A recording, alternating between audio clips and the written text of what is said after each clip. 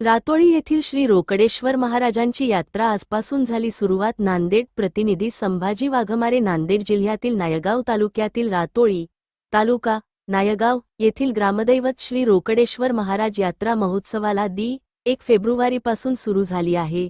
काल सकाळी पहाटे अभिषेक व पूजा, सकाळी 9 वाजता पालखी मिरवणूक, रात्री 12 वाजता नयनरम्य आतिष करण्यात आली.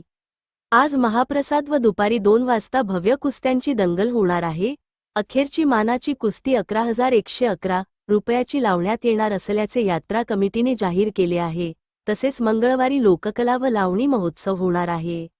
या तालुका परिसरातील जनतेने या सर्व कार्यक्रमांचा लाभ घ्यावा, असे आवाहन शिवराज पाटील, विश्वंभर पाटील, नंदू पाटील, दत्तराम पाटील, विजय पाटील, राहुल पाटील, शिवाजी पाटील, गजानन पाटील, बालाजी पाटील, संदीप पाटील, विलास मावलगे, बी.जी. रातोळीकर, ग्रामविकास अधिकारी व गावकऱ्यांनी या यात्रेचा जास्तीत जास्त नागरिकांनी लाभ घ्यावा असे मत गावकऱ्यांनी व्यक्त केले आहे.